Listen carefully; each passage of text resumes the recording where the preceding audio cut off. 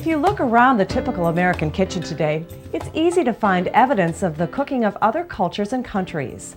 Basil and garlic, curry powder and rice, salsa and tortillas, bok choy and oyster sauce. All these ingredients and many more are easy to find in our supermarkets and our kitchens. Like our nation itself, our cuisine is the product of many influences and traditions from all over the world. So what is American cuisine? What is the most American of foods? Apple pie, subs, hot dogs, pizza. If we took a poll, we'd probably find that most people's answer would be hamburger and French fries. And it's certainly a meal that many of us eat often. But the most authentic American food is corn. What rice is to Asia and wheat is to Europe, corn is to the Americas. A basic staple grain whose cultivation allowed early peoples to settle down into villages and begin to develop more complex cultures. Early varieties of corn were a lot like what we call popcorn today.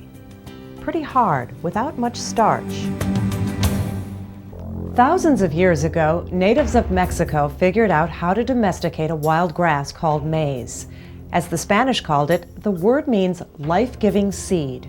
Europeans first learned about corn when Spanish conquistador Hernán Cortés encountered the Aztec Empire near where Mexico City stands today.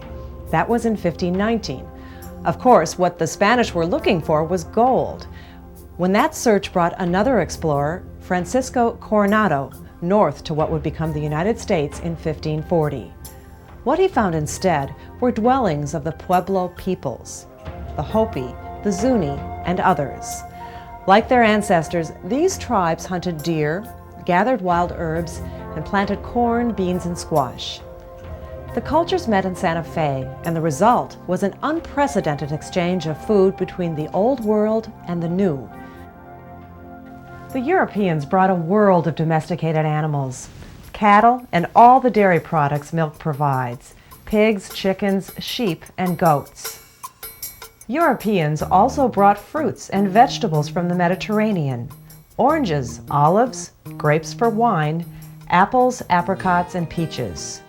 In return, the Americas contributed corn, many kinds of beans, squash, pumpkins, tomatoes, potatoes, peanuts, chilies, vanilla, and chocolate. The movement of people and the exchange of their foods have made American cuisine what it is today. From the first Native Americans to the most recent immigrants from Romania or Vietnam or Somalia, Americans are a people on the move. As our populations are always changing, so our foods are also always changing.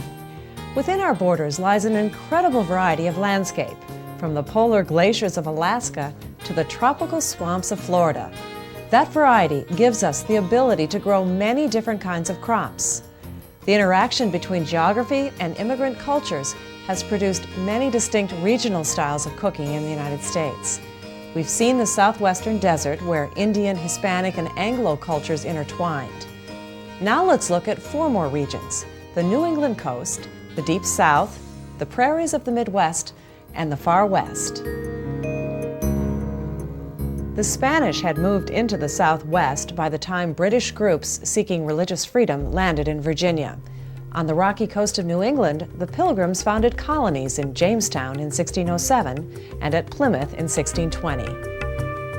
It was rough going. Remember the Thanksgiving story? The Indians saved the colonists from starvation by sharing native foods like turkey, squash, and corn. There was plenty of fish and seafood, but the newcomers had no idea how to plant, harvest, or prepare the foods of the New World. They called corn turkey wheat or Indian wheat. The Europeans and the British centered on wheat as a staple grain. Because wheat has gluten, you can make a leavened bread. Add yeast in the right temperature and it'll rise. But corn, of course, won't rise no matter what you do, because it has no gluten. They adapted the best they could to cooking methods they brought over from England. The results were things like hasty pudding, which is kind of a cornmeal mush, and something called Indian pudding, a dessert mush baked with milk and molasses. New England was cold country, the weather much fiercer than Old England. Not surprisingly, the cuisine the colonists developed there centered on hearth cooking in a one-room house. Because the colonists brought iron pots like this with them, They could cook on their hearth all kinds of fish chowders, meat stews, baked beans, and other slow-cooked one-pot meals. They used native foods like wild blueberries and cranberries, maple syrup, codfish, lobsters, oysters, and clams. Frugality is a major theme in the first American cookbook, American Cookery, written by Amelia Simmons and published in 1796. Her goal was to help colonial cooks adapt old world methods to this country.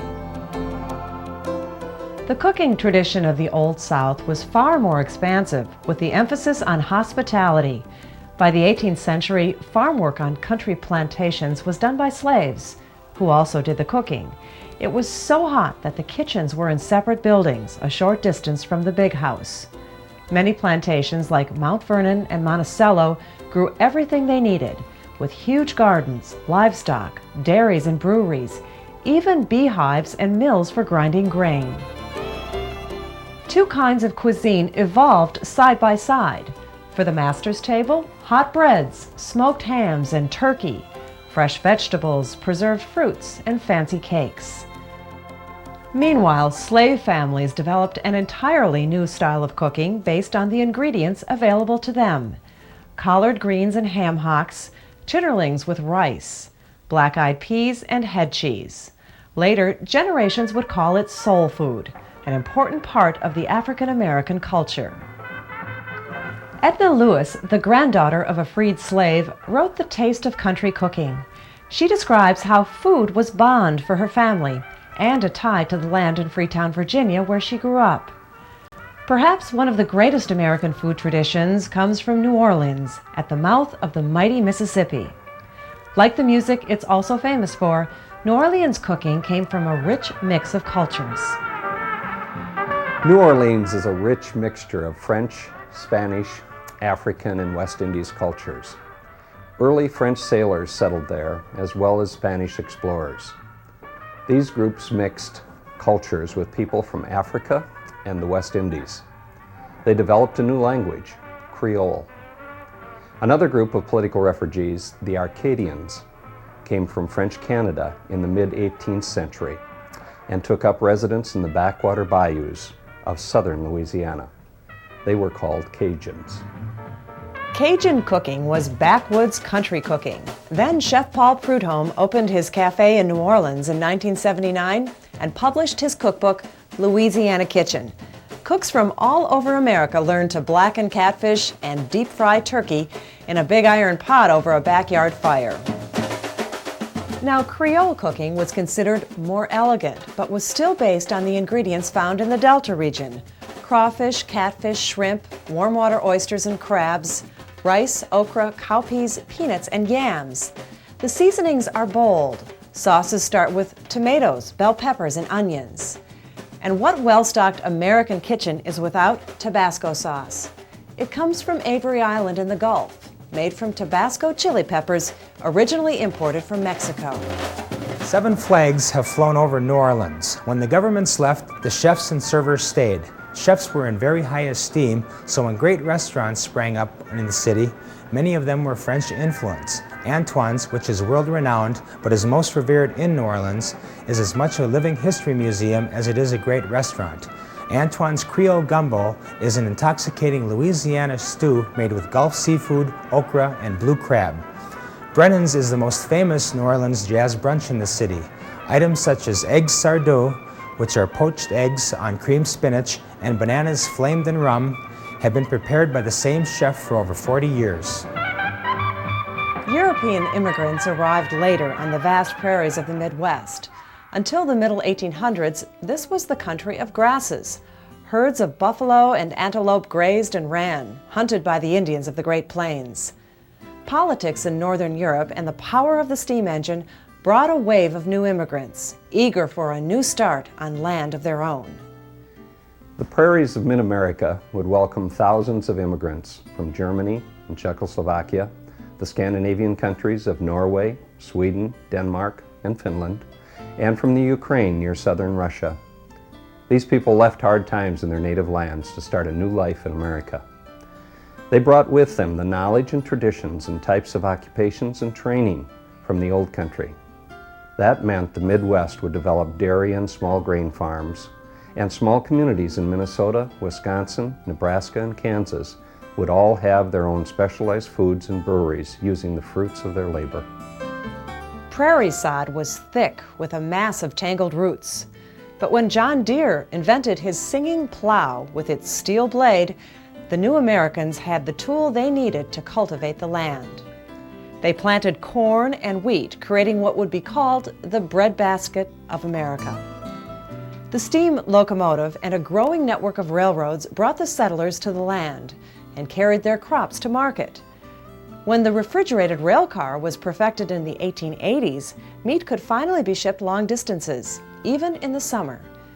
Corn, that long ago gift from Mexican natives, became the basis for a thriving agricultural economy, even inspiring corn palaces like this one, which you can still visit in Mitchell, South Dakota. The first commercial high-yield hybrid corn was developed in the early 1900s by a plant geneticist, agricultural journalist, and later politician Henry Wallace. Henry Wallace was a very interesting man and the type of person who has helped America with his ideas and his willingness to take risks as well as to serve his country. He served Franklin Roosevelt as Secretary of Agriculture and as his Vice President.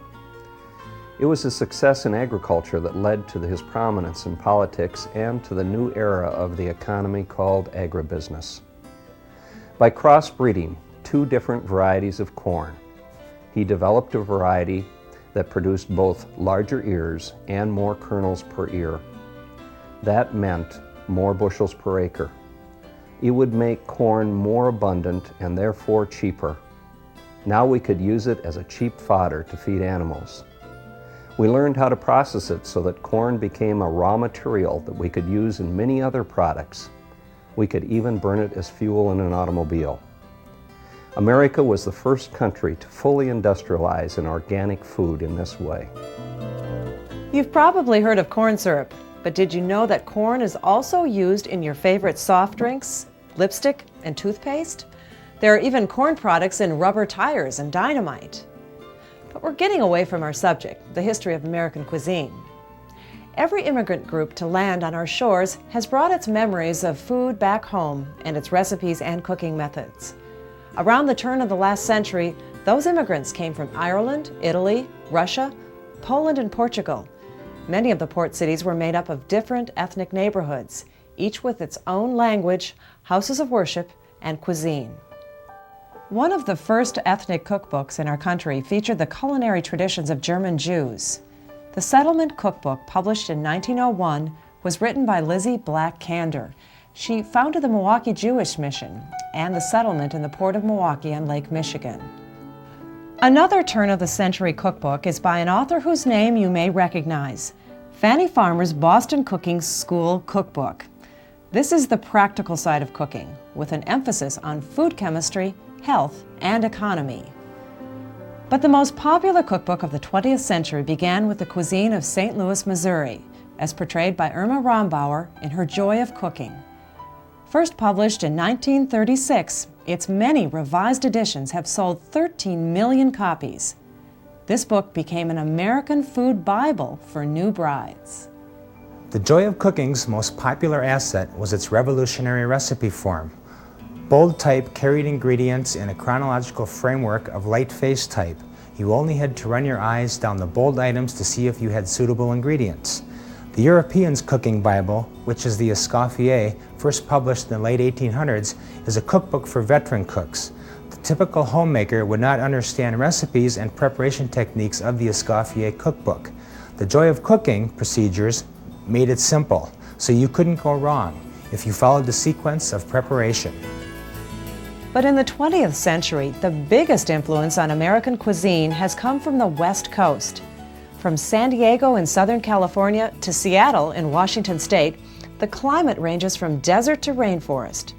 But nearly everywhere on this western strip, things grow abundantly. In the Northwest, with its many rivers and the Pacific coast, Native Americans developed a cuisine rich in salmon, halibut, sturgeon, razor clams, and Dungeness crab. In the Pacific Northwest, a plentiful abundance of salmon helped to develop an important canning industry. In order to find enough workers, many Chinese immigrants were employed. The Chinese immigrants had originally come to work on building our railroads. With the development of the canning industry, the new immigrants stayed, creating a new Chinese-American cuisine adapted to the ingredients that they found in their new homeland. It turned out that the inland valleys of Washington and Oregon had a perfect climate for planting oriental greens like bok choy, vegetables like potatoes and peas, and orchards of fruit like strawberries and apples.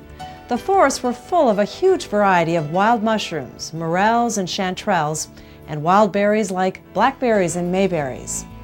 The fertile land attracted Japanese and other Asian farmers to leave the Far East for our Far West. Good soil and a mild, sunny climate made the long valleys of California ideal for the cultivation of produce in commercial quantities. California became the national source of lettuce, artichokes, avocados, garlic, strawberries, apricots, almonds, walnuts, dates, olives, and of course grapes. Grapes for eating and grapes for wine. Today, California is a major wine-producing area, the result of hard work and the varieties of European grapes transplanted in California in the mid-1800s. The industry survived two major setbacks. The first was a disease that ruined vineyards in California and Europe in the 1880s. The second was the passage of national prohibition in 1919. Ironically, while producing and selling alcohol was illegal, many immigrants did it anyway in their own homes according to recipes they'd brought from the old country. Of course, prohibition was repealed in 1933. No question about it, Americans love their cars. We love the open road, and beginning after the Second World War, there were more roads than ever. America was soon crisscrossed with interstates, freeways, expressways, and highways. Perhaps it's no surprise that this love affair with the car also affected our cuisine. No surprise either that the fast food revolution began in California.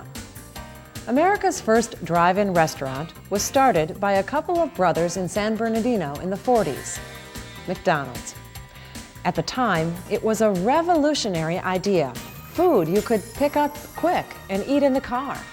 Since then, of course, it's become a fact of life for many Americans. We eat an ever-increasing number of meals outside our homes, and fast food chains have sprung up in virtually every town to serve us. Today, we can get Southern fried chicken, Mexican, and even Asian food to go. When Americans did stay home to cook, they were learning to do it in a more sophisticated way, thanks to Julia Child. In 1961, she published the first of what would be many classic cookbooks, Mastering the Art of French Cooking. Thanks to a public television series that went on the air in 1963, Child became a national celebrity. Julia Child was born in California, and as she says, she wanted to take the la-di-da out of French cooking, so that the ordinary American homemaker could learn to cook well and take pleasure in it. About the same time, the 60s counterculture began to add its own influence to the way Americans eat. Health food stores feature natural grains, organic vegetables, produce grown without pesticides, and foods using soy products instead of meats.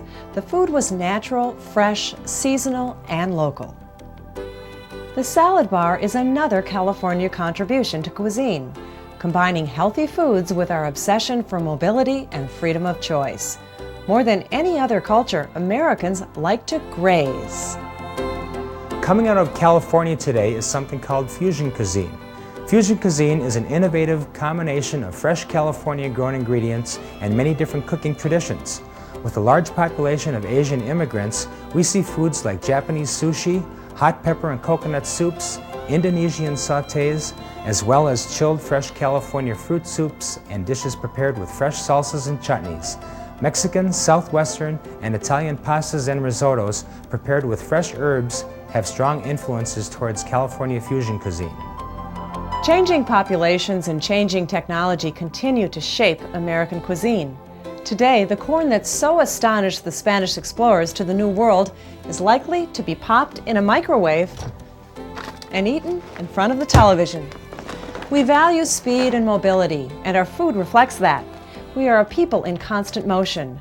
moving in, moving up, and moving on. People from all over the world bring their food traditions with them to America, and our tables are the richer for it. In America, high-tech meets homespun. Carnival food meets fine dining. Europe meets Asia, Africa meets Alaska. Russia meets Brazil. Not a melting pot, but a stir-fry. Bon appetit!